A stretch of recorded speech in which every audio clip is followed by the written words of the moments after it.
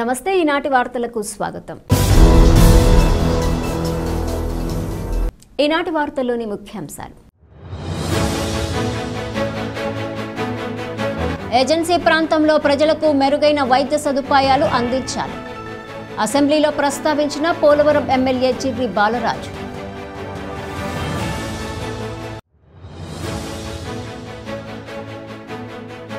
కేసుల సత్వర పరిష్కారానికి మధ్యవర్తిత్వం చక్కటి మార్గం. న్యాయవాదుల శిక్షణా కార్యక్రమంలో డిఎల్ఎస్ఏ కార్యదర్శి రత్నప్రసాద్ సూచన.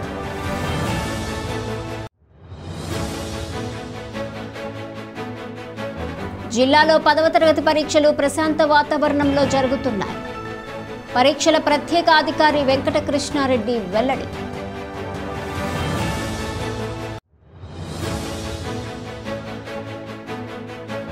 విద్యుత్ మీటర్ రీడర్లు ఎదుర్కొంటున్న సమస్యలను తక్షణమే పరిష్కరించాలి. ఏఐటీసీ జిల్లా ప్రధాన కార్యదర్శి బుచ్చిబాబు డిమాండ్.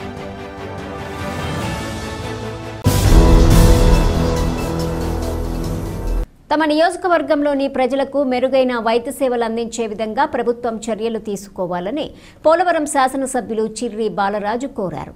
పోలవరం నియోజకవర్గంలోని పలు ఆసుపత్రుల్లో నెలకొన్న సమస్యలను శాసనసభలో ఎమ్మెల్యే ప్రస్తావించారు.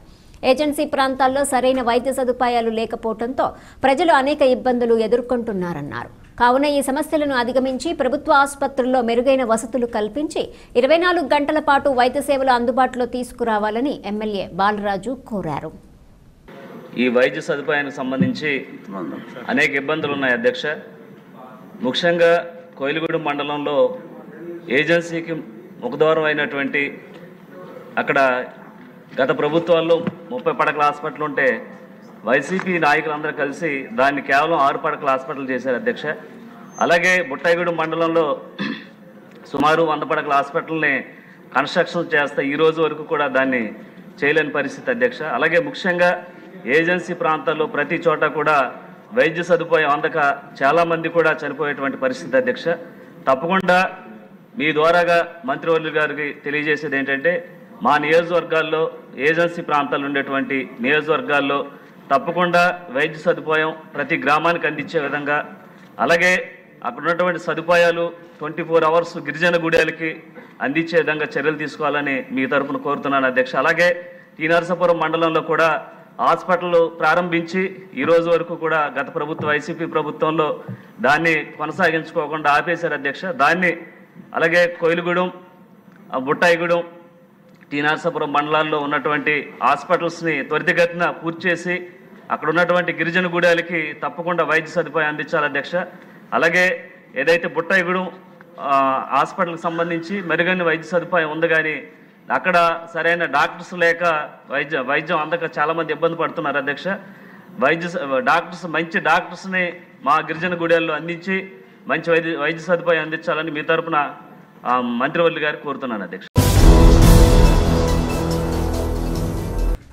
కేసుల సత్వర పరిష్కారానికి మధ్యవర్తిత్వం చక్కటి మార్గమని ఉమ్మడి పశ్చిమ గోదావరి జిల్లా న్యాయ సేవాధికార సంస్థ జిల్లా కార్యదర్శి కె రత్నప్రసాద్ పేర్కొన్నారు. ఏలూరు జిల్లా కోర్టులో న్యాయ సేవాధికార సంస్థ ఆధ్వర్యంలో ఎంపిక చేసిన న్యాయవాదులకు మధ్యవర్తిత్వ మెలకువలపై 5 రోజుల పాటు నిర్వహించే శిక్షణా కార్యక్రమాన్ని జిల్లా ఇన్ఛార్జ్ ప్రధాన న్యాయమూర్తి ఎం సునీల్ కుమార్ ప్రారంభించారు.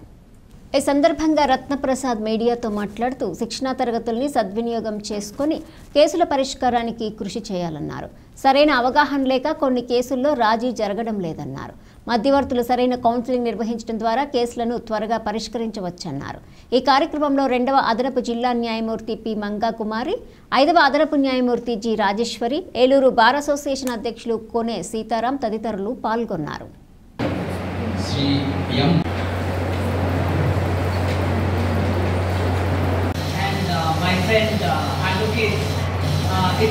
ఈరోజు నుంచి 5 రోజులు 17 మార్చి 2020 నుంచి 21 మార్చి 2020 వరకు 5 రోజులు 40 అవర్స్ మీడియేషన్ ట్రైనింగ్ కమెంట్స్ చేయడం జరిగిందండి. దీంట్లో పార్టిసిపెంట్స్ ఎవరంటే అడ్వకేట్స్ ఏలూరు బార్ అసోసియేషన్ నుంచి, అదేవిధంగా ఈ జిల్లాలో ఉన్న అన్ని మండలాల నుంచి కూడా అడ్వకేట్స్ని ఇద్దరు చొప్పున మొత్తంగా 33 మందికి ఈ యొక్క మీడియేషన్ ట్రైనింగ్ ఇవ్వడం జరుగుతుందండి. దీంట్లో మన గౌరవ నల్సా వారి డైరెక్షన్స్ ప్రకారం గౌరవ సుప్రీంకోర్టు వారు అలాగే గౌరవ స్టేట్ అథారిటీ వారు యొక్క డైరెక్షన్స్ ప్రకారము ఈ యొక్క మీడియేషన్ ట్రైనింగ్ ఇవ్వబడతా ఉంది. మరి ఈ ట్రైనింగ్ ఇవ్వడానికి కేరళ నుంచి తంకచన్ గారు అదేవిధంగా సుదర్శన్ మేడం గారు ఫ్రమ్ తమిళనాడు నుంచి వచ్చున్నారు. వీళ్ళు ఈ యొక్క అడ్వకేట్స్కి ఈ ట్రైనింగ్లో భాగంగా మీడియేషన్ ఎలా నిర్వహించాలి, వాటి టెక్నిక్స్, కాన్సెప్ట్ ఏంటి, ఏ విధంగా కేసుల్ని రాజీ కుదర్చడానికి అవకాశం ఉందో వాళ్ళకి సంబంధించి ట్రైనింగ్లో ఈ భాగంగా ఉంటుంది. కనుక ఈ యొక్క గతంలో కూడా పోయిన నెల రోజుల క్రితం ఇంకొక 32 మందికి ఈ యొక్క మీడియేషన్ ట్రైనింగ్ ఇవ్వడం జరిగింది. ఈసారి ఒక 33 మందికి మీడియేషన్ ఇవ్వడం జరుగుతుందండి. Thank you. జిల్లాలో 10వ తరగతి వార్షిక పరీక్షలు ప్రశాంత వాతావరణంలో జరుగుతున్నాయని పరీక్షల ప్రత్యేక అధికారి ఎం వెంకటకృష్ణారెడ్డి తెలిపారు. ఏలూరులో జిల్లా విద్యాశాఖ అధికారి ఎం వెంకటలక్ష్మమ్మతో కలిసి ప్రత్యేక అధికారి పలు 10వ తరగతి పరీక్షా కేంద్రాలను తనిఖీ చేశారు. ఈ సందర్భంగా ఆయన మీడియాతో మాట్లాడుతూ జిల్లాలో 25,000 మంది విద్యార్థులు పరీక్షకు హాజరవుతున్నారని, వీరి కోసం 133 పరీక్షా కేంద్రాలను ఏర్పాటు చేశామన్నారు. పరీక్షల్లో ఎటువంటి మాల్ ప్రాక్టీసులు జరగకుండా కట్టుదిట్టమైన ఏర్పాట్లు చేసి ప్రత్యేక తనిఖీ బృందాలను నియమించామన్నారు. జిల్లాలో 6 సమస్యాత్మక పరీక్షా కేంద్రాలను గుర్తించామని, వాటిలో సీసీ కెమెరాలు ఏర్పాటు చేశామని వివరించారు.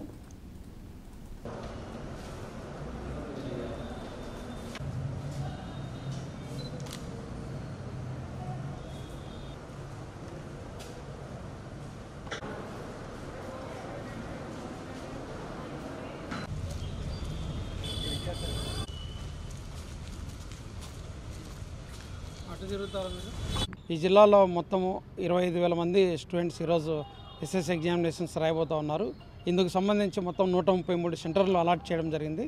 133 సెంటర్లలో కూడా 133 మంది మనకు చీఫ్ సూపరింటెండెంట్స్ ఉన్నారు. 133 మందిని మనం డిపార్ట్మెంటల్ ఆఫీసర్స్ కూడా నియమించడం జరిగింది.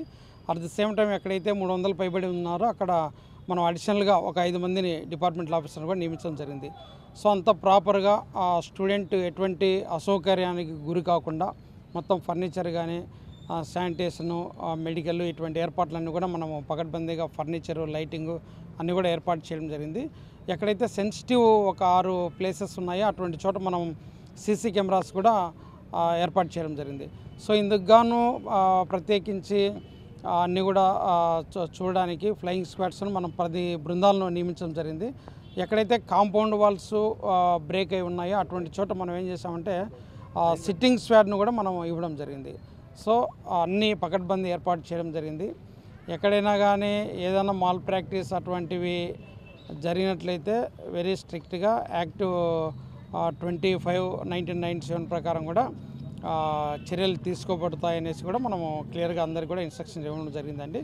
సో పరీక్ష జరగడానికి అన్ని ఏర్పాట్లు మనం చేయడం జరిగింది. ప్రశాంతంగా జరుగుతాయని భావిస్తున్నాను. రాష్ట్రంలోని విద్యుత్ మీటర్ రీడర్స్ ఎదుర్కొంటున్న సమస్యలను ప్రభుత్వం తక్షణమే పరిష్కరించాలని ఏఐటీయూసీ జిల్లా ప్రధాన కార్యదర్శి కంకిపాటి బుచ్చిబాబు డిమాండ్ చేశారు. జంగారెడ్డిగూడెంలోని విద్యుత్ శాఖ డివిజనల్ కార్యాలయం వద్ద ఏఐటీయూసీ ఆధ్వర్యంలో విద్యుత్ మీటర్ రీడర్లు నిరసన వ్యక్తం చేశారు. ఏఐటీయూసీ మండల కార్యదర్శి కుంచె వసంతరావు ఆధ్వర్యంలో జరిగిన ఈ కార్యక్రమాన్ని ఉద్దేశించి బుచ్చిబాబు మాట్లాడుతూ మీటర్ రీడర్స్ ఎదుర్కొంటున్న సమస్యలను పరిష్కరించాలని పలుమార్లు ప్రభుత్వాన్ని కోరినప్పటికీ ఫలితం దక్కలేదన్నారు. ఇప్పటికైనా ప్రభుత్వం వీరి సమస్యలను పరిష్కరించాలని డిమాండ్ చేశారు. అనంతరం అధికారులకు వినతి పత్రం అందజేశారు. ఈ కార్యక్రమంలో కూనపాముల విఘ్నేష్, నాయకులు K Malleswararao, K Nageswararao, K Srinivasarao, MV Dharmaraju తదితరులు పాల్గొన్నారు. రోజు ఆంధ్ర రాష్ట్రంలో ఉన్నటువంటి గ్రామీణ ప్రాంతాల్లో విద్యుత్ మీటర్ రీడర్స్ సంబంధించినటువంటి వేలాది కార్మికులకు ఉపాధి కల్పించాలని, అదేవిధంగా ఎవరైతే మీటర్ రీడర్స్ ఉన్నారో గత 15 సంవత్సరాల బట్టి వారు మీటర్స్ తీసుకుంటూ ప్రభుత్వానికి చేదోడు వాదోడుగా ఉంటూ వారికి ఇచ్చే కమిషన్ కూడా అతి తక్కువతో ఉండటం వల్ల వారి జీవనోపాధి లేక వారి కుటుంబాలు ఈదున పడుతున్నాయి. కాబట్టి ఈరోజు రాష్ట్ర వ్యాప్తంగా ఉన్నటువంటి విద్యుత్ మీటర్ రీడర్ కార్మికులు వారి కనీసం వేతనం అమలు జంగారెడ్డిగూడెం మండలం గురువైగూడెం గ్రామంలోని శ్రీ మధ్య ఆంజనేయ స్వామి ఆలయంలో జరిగే ప్రత్యేక పూజా కార్యక్రమాలలో భక్తులు పాల్గొని స్వామివారిని దర్శించుకోవాలని ఆలయ ప్రతినిధులు కోరారు. మంగళవారం స్వామివారికి ప్రీతికరమైన రోజు కావడంతో ఆలయం వద్దకు భక్తులు పోటెత్తారు. తెల్లవారుజాము నుంచే స్వామివారికి ప్రత్యేక పూజలు జరిపారు. భక్తులు ఆలయం చుట్టూ ప్రదక్షిణలు చేసి మొక్కుబళ్లు చెల్లించుకొని స్వామివారిని దర్శించుకొని తీర్థప్రసాదాలు స్వీకరించారు. ఈ సందర్భంగా ఆలయ ప్రతినిధులు మాట్లాడుతూ మధ్య ఆంజనేయ స్వామి ఆలయంలో ప్రతి శనివారం స్వామివారికి పంచామృతాలతో అభిషేకం జరుపుతున్నామన్నారు. అదేవిధంగా స్వామివారి జన్మ నక్షత్రమైన పూర్వభద్ర నక్షత్రం పురస్కరించుకొని సువర్చల హనుమత్ కళ్యాణం జరుపుతున్నామన్నారు. కావున ఈ పూజల్లో భక్తులు పాల్గొని స్వామివారిని దర్శించుకోవాలని కోరారు. ఈ కార్యక్రమంలో ఆలయ కార్యనిర్వహణ అధికారిని ఆర్వి చందన, సూపరింటెండెంట్ జవ్వాది కృష్ణ, కురగంటి రంగారావు తదితరులు పాల్గొన్నారు.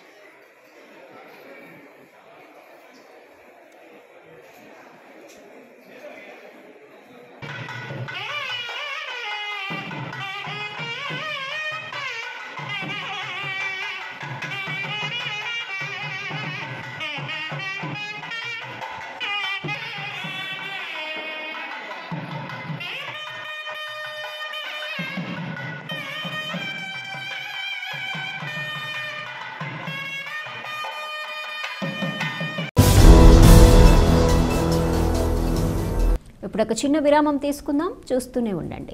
1992 నుండి నమ్మకమైన 916 gold diamond jewellery showroom Shetty jewelleries. అదే క్వాలిటీ, అదే నమ్మకం మన శెట్టి జ్యువెలర్స్, జంగారెడ్డిగూడెం. బ్రహ్మాండమైన సరికొత్త నగలతో మెరిసిపోండి. ఆకర్షించే అద్భుత డిజైన్స్, నూతనమైన వెరైటీస్ తో మీ అభిమానాన్ని పొందిన సంస్థ శెట్టి జ్యువెలర్స్. మీకు మరెక్కడా దొరకని అద్భుతమైన డిజైన్స్, వెరైటీస్ మా వద్ద లభిస్తాయి. బెస్ట్ క్వాలిటీ, పర్ఫెక్ట్ ఫినిషింగ్ తో తయారు చేసి అందించడం మా లక్ష్యం. మార్కెట్లో అందరికంటే తక్కువగా బంగారం రేటు, తరుగు, మజూరీ. 916 కేడిఎం హాల్మార్క్ బంగారు ఆభరణాలు, సర్టిఫైడ్ వజ్రాలు, అద్భుతమైన కలెక్షన్. సందర్శించండి 916 gold and diamonds jewellery shop, Shetty jewellers, main road, Ganganamma గుడి దగ్గర, జంగారెడ్డిగూడెం.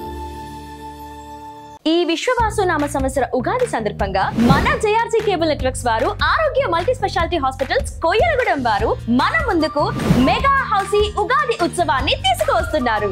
హౌసీ అంటే అంకెలు మాత్రమే కాదు, డబ్బులు అంతకన్నా కాదండోయ్. బంగారు, వెండి వస్తువుల భాండాగారం ఈ హౌసీ. ఎప్పుడా అనుకుంటున్నారా? ఈ నెల 30వ తేదీన ఆదివారం నాడు సాయంత్రం 6 గంటలకి మెగా హౌసీ మీ ముందుకు వచ్చేస్తోంది, మిమ్మల్ని అందరినీ అలరించడానికి. అండ్ ఈసారి మీ అందరికి డబుల్ బోనాన్జా సిద్ధంగా ఉంది. జల్దీ 5 విన్నర్స్ ఇద్దరికి వెండి కుంకుమ flower stands, first line, second line, third line winners కి ఇద్దరిద్దరి చప్పున వెండి బౌల్స్ అందిస్తున్నారు. ఇక మెగా హౌసీ విన్నర్స్ ఇద్దరికి పావుకాసు బంగారం చొప్పున అరకాసు బంగారం మీ సొంతం చేసుకోండి. మరి ఇంకెందుకు ఆలస్యం? ఈ ఉగాది నాడు అంటే ఆదివారం రోజు సాయంత్రం 6 గంటలకి ఛానల్ నెంబర్ 6న మీతో కలిసి ఉగాది ఉత్సవం చేసుకోవడానికి నేను సిద్ధం. మరి మీరు సిద్ధమా? Get ready for mega housie. మరి హౌసీ టికెట్ ఎలాగా అని ఆలోచిస్తున్నారా? ఏమీ లేదండి, నేను చెప్పే ఒక నెంబర్ కి మీరు మిస్ కాల్ ఇవ్వండి. SMS ద్వారా టికెట్ ని మీ మొబైల్లో మీరే పొందండి. టికెట్ కోసం మీరు సంప్రదించవలసిన నెంబర్ 08645658312. మరి ఇంత చక్కటి కార్యక్రమాన్ని మనకి స్పాన్సర్ చేస్తున్న వారు ఆరోగ్య మల్టీ స్పెషాలిటీ హాస్పిటల్స్ కొయ్యలగూడెం. తిరిగి మరలా వార్తల్లోకి స్వాగతం.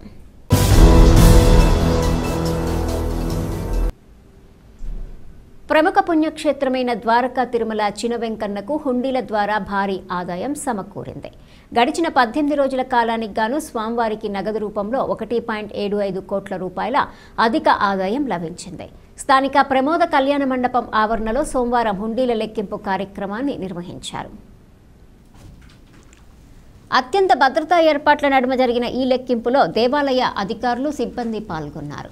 ఈ హుండీల లెక్కింపులో స్వామివారికి 1,75,65,133 రూపాయల ఆదాయం సమకూరినట్లు ఆలయ ఈవో ఎన్విఎస్ఎన్ మూర్తి తెలిపారు.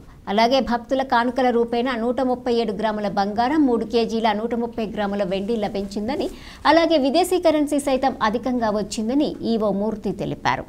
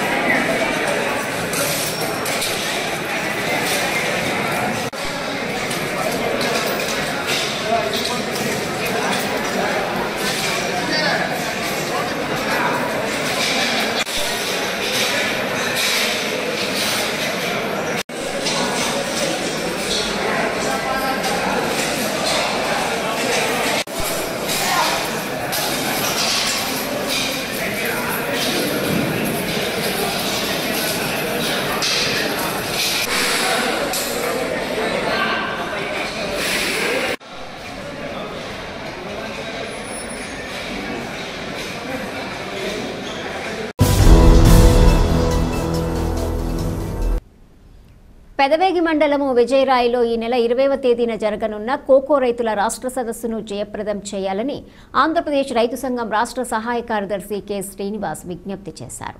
ఏలూరులోని సిఐటియు కార్యాలయంలో కోకో రైతుల రాష్ట్ర సదస్సు కరపత్రాలను ఆంధ్రప్రదేశ్ కోకో రైతుల సంఘం, ఆంధ్రప్రదేశ్ రైతు సంఘం నాయకులు విడుదల చేశారు.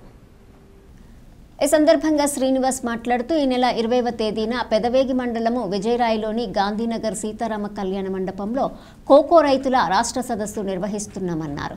ఈ సదస్సుకు రైతు సంఘాల రాష్ట్ర నాయకులను, వివిధ జిల్లాల నుండి కోకో రైతులను ఆహ్వానిస్తున్నామన్నారు. అన్ని ప్రాంతాల నుండి కోకో రైతులు పెద్ద సంఖ్యలో హాజరు కావాలని విజ్ఞప్తి చేశారు. కోకో గింజల కొనుగోలు సమస్య తీవ్రంగా ఉందని ఆందోళన వ్యక్తం చేశారు. కోకో రైతులను ఆదుకోకపోతే ఆందోళన తీవ్రతరం చేస్తామని హెచ్చరించారు. ఈ కార్యక్రమంలో ఆంధ్రప్రదేశ్ కోకో రైతుల సంఘం నాయకులు పానుగంటి అచ్యుతరామయ్య, పి నరేషు, జాస్తి కాశీబాబు, టి లోకేష్ తదితరులు పాల్గొన్నారు. ఈరోజు కోకో రైతుల సమస్యల పరిష్కారం చేయాలని చెప్పేసి ఉద్యాన శాఖ డైరెక్టర్ గారి కార్యాలయం గుంటూరులో వాళ్ళ రైతులతోటి, కంపెనీల ప్రతినిధులతోటి చర్చ జరిగింది. రైతు ప్రతినిధులందరూ కూడా అక్కడికి వెళ్ళాం. అయితే సమస్య పూర్తిగా ఇంకా పరిష్కారం చేసే విధంగా నిర్ణయం జరగలేదు. అయితే ఈ నేపథ్యంలో రేపు ఈ నెల 20వ తారీఖున పెదవేగి మండలం విజయరాయిలో గాంధీనగర్లో ఉన్న సీతారామ కళ్యాణ మండపంలో కోకో రైతుల రాష్ట్ర సదస్సుని నిర్వహిస్తూ ఉన్నాం. కాబట్టి కోకో రైతుల రాష్ట్ర సదస్సుని జయప్రదం చేయాలని కోకో రైతులందరికీ కూడా ఇవాళ ఆంధ్రప్రదేశ్ కోకో రైతు సంఘం తరఫున విజ్ఞప్తి చేస్తూ ఉన్నాం. రాష్ట్రంలో 75,000 ఎకరాల్లో కోకో సాగు అవుతున్నది. ఏలూరు జిల్లాతో పాటు తూర్పుగోదావరి, పశ్చిమ గోదావరి, అట్లాగే అంబేద్కర్ కోనసీమ జిల్లా, అలాగే అనకాపల్లి, కాకినాడ, విజయనగరం, శ్రీకాకుళం ఈ జిల్లాలో పెద్ద ఎత్తున కోకో సాగు జరుగుతున్నది. ఈ అన్ని జిల్లాల నుంచి కూడా కోకో రైతులు సంఘటితంగా 20వ తారీఖున ఉదయం 10 గంటలకు పెదవేగి మండలం విజయరాయిలో జరుగుతున్న కోకో రైతు సదస్సుకి పెద్ద ఎత్తున తరలి రావాలని చెప్పేసి రైతాంగాన్ని విజ్ఞప్తి చేస్తా ఉన్నాం. ప్రధానంగా కోకో గింజలు కొనుగోలు చేస్తున్న కంపెనీలు ఇవాళ రైతులు ఇబ్బంది పెట్టే పద్ధతుల్లో ఇవాళ వ్యవహరిస్తూ ఉన్నాయి. ఇంతకుముందు లేని విధంగా నాణ్యతా ప్రమాణాల పేరుతోటి అలాగే ఇతర అనేక అంశాలు ముందు తీసుకొచ్చి కోకో గింజలు కొనుగోలు చేయడం లేదు. కాబట్టి ఇవాళ ప్రధానంగా రైతులు అడుగుతున్న ఒకటి, అంతర్జాతీయ మార్కెట్ ప్రకారం ధర ఇవ్వాలి. అలాగే అన్సీజన్ గింజలు ఏవైతే ఉన్నాయో వాటిని వెంటనే కొనుగోలు చేయాలి. దీనికి కూడా అంతర్జాతీయ మార్కెట్ ధర ఇచ్చే విధంగా కూడా చర్యలు తీసుకోవాలి. ఇవాళ కంపెనీలు కొనుగోలు చేయకపోతే రాష్ట్ర ప్రభుత్వమే దాన్ని కొనుగోలు చేసి ఆ రకమైన చర్యలు తీసుకోవాలి. లేదంటే కంపెనీలు కొనుగోలు చేస్తున్న ధర రైతుకి సరిపోదు. కాబట్టి వ్యత్యాసం ధర అయినా సరే రాష్ట్ర ప్రభుత్వం ఇచ్చే విధంగా ఆ రకంగా కోకో రైతు ఆదుకునే విధంగా చర్యలు ఉండాలని చెప్పేసి మేము విజ్ఞప్తి చేస్తా ఉన్నాం. భవిష్యత్తులో కోకో రైతులు మరింత ఐక్యంగా వారి సమస్యల పరిష్కారం కోసం చెప్పేసి ఇవాళ ఈ రాష్ట్ర సదస్సుని నిర్వహిస్తా ఉన్నాం. దీనికి ఆంధ్రప్రదేశ్ రైతు సంఘం రాష్ట్ర సీనియర్ నాయకులు వై కేశవరావు గారు, అట్లాగే మాజీ వ్యవసాయ శాఖ మంత్రి వర్యులు, అలాగే రైతు సంఘాల రాష్ట్ర కన్వీనర్ వడ్డే సోమేశ్వరరావు గారు, కౌలు రైతు సంఘం రాష్ట్ర ప్రధాన కార్యదర్శి మరిబాబు గారు, ఇట్లాంటి అనేక రైతు సంఘాల నాయకులు కూడా ఈ సదస్సుకి ఆహ్వానించడం జరిగింది. కాబట్టి కోకో రైతులందరూ కూడా పెద్ద ఎత్తున విజయరాయలో జరుగుతున్న సదస్సుకి తరలి రావాలని చెప్పేసి మేము ఆంధ్రప్రదేశ్ కోకో రైతు సంఘం తరఫున విజ్ఞప్తి చేస్తాము. మహిళల రక్షణే ధ్యేయంగా శక్తి టీంలు పనిచేస్తాయని భీమడోలు ఎస్ఐ సుధాకర్ తెలిపారు. కావున శక్తి టీంలను మహిళలు సద్వినియోగం చేసుకోవాలని ఎస్ఐ సూచించారు. భీమడోలులోని శ్రీ వెంకటేశ్వర కళాశాలలో శక్తి యాప్పై ఎస్ఐ అవగాహన కార్యక్రమం నిర్వహించారు. ఈ సందర్భంగా ఆయన మాట్లాడుతూ మహిళలు, చిన్నారుల భద్రత కోసం రాష్ట్ర ప్రభుత్వం ప్రత్యేకంగా శక్తి యాప్ను రూపొందించిందన్నారు. కావున ప్రతి ఒక్కరూ ఈ యాప్ గురించి తెలుసుకొని సద్వినియోగం చేసుకోవాలని సూచించారు. అదేవిధంగా ఆన్లైన్ మోసాల పట్ల అప్రమత్తంగా ఉండాలన్నారు. వాహనాలు నడిపేవారు ఖచ్చితంగా నిబంధనలు పాటించాలని సూచించారు. అనంతరం సిబ్బందితో కలిసి శక్తి యాప్ పోస్టర్ను ఆవిష్కరించారు. ఈ కార్యక్రమంలో శక్తి టీం సభ్యులు చలపతిరావు, రత్నమౌనిక, కళాశాల ప్రిన్సిపల్ బొమ్ము రవి తదితరులు పాల్గొన్నారు.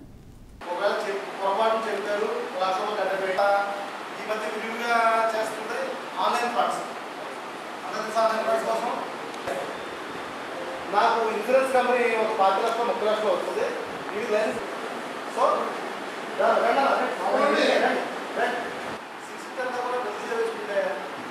గ్యారంటీ గవర్నమెంట్ ఏదో జాబ్ పడుతుంది. ఎస్ఎస్సీ కానీ రైల్వే కానీ మీకు ఎస్ఎస్సీలో మనకి గ్రాడ్యుయేట్ ఇంటర్మీడియట్ 4 జాబ్స్ వస్తాయి. ఫోన్ వెళ్తున్నారు మధ్యాహ్నం సాయంత్రం. మీకు లేకపోతే వేరే బండి వేసుకొస్తున్నారా? డ్రైవింగ్ ఎవరు వస్తుందో చెప్పండి.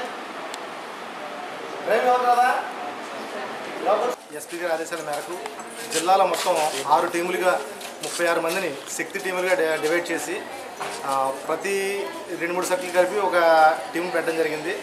మన 2 సర్కిల్ అంటే గణపురం సర్కిల్, బీడోల సర్కిల్ కలిపి 6గురిని ఒక శక్తి టీం కింద పెట్టడం జరిగింది. దానికి మా ఏఎస్ఐ గారు ఉంటారు, అలాగే 6గురు సిబ్బంది ఉంటారు.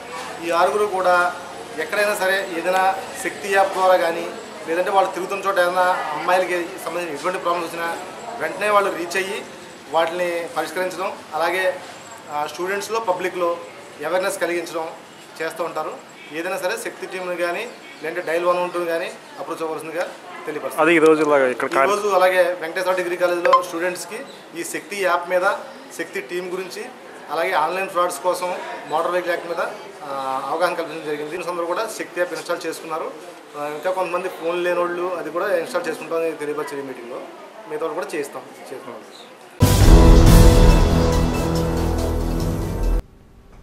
ఈ నెల 28వ తేదీన ప్రేక్షకుల ముందుకు రానున్న రాబిన్హుడ్ చిత్రం ఘన విజయం సాధించాలని చిత్ర బృందం ప్రార్థించింది. జంగారెడ్డిగూడెం మండలం గురువాయగూడెం గ్రామంలోని మద్ది ఆంజనేయ స్వామిని రాబిన్హుడ్ చిత్ర బృందం దర్శించుకుంది. స్వామివారి దర్శనం కోసం ఆలయానికి విచ్చేసిన సినీ కథానాయకుడు నితిన్, దర్శకుడు వెంకీ కుడుముల, నిర్మాత రవిశంకర్లకు ఆలయ అర్చకులు పూర్ణ కుంభంతో స్వాగతం పలికారు. అనంతరము ప్రత్యేక దర్శన ఏర్పాట్లు చేసి విశిష్ట పూజలు జరిపారు. అదేవిధంగా ముఖమండపంలో వేద ఆశీర్వచనం పలికి స్వామివారి చిత్రపటాన్ని అందజేసి శేషవస్త్రంతో సత్కరించారు. అనంతరం కామవరం అటవీ ప్రాంతంలోని గుబ్బల మంగమ్మ అమ్మవారిని చిత్ర బృందం దర్శించుకున్నారు.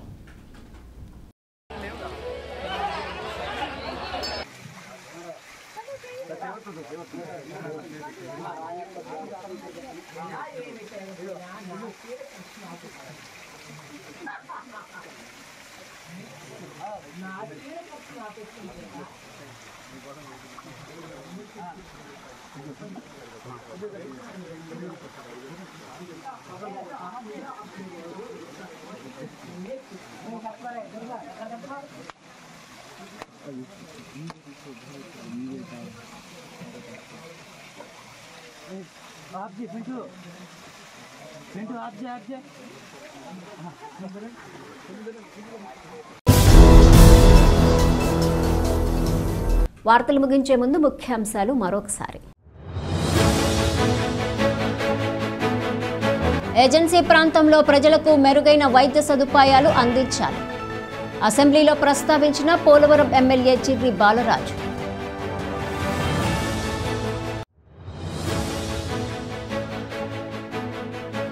కేసుల సత్వర పరిష్కారానికి మధ్యవర్తిత్వం చక్కటి మార్గం. న్యాయవాదుల శిక్షణా కార్యక్రమంలో డిఎల్ఎస్ఏ కార్యదర్శి రత్నప్రసాద్ సూచన.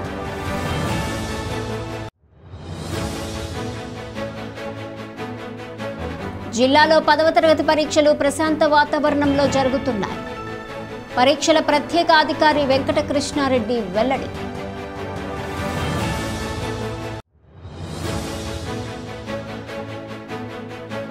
విద్యుత్ మీటర్ రీడర్లు ఎదుర్కొంటున్న సమస్యలను తక్షణమే పరిష్కరించాలి. ఏఐటీఈసీ జిల్లా ప్రధాన కార్యదర్శి బుచ్చిబాబు డిమాండ్. ఈ వార్తలు ఇంతటితో సమాప్తం. నమస్కారం.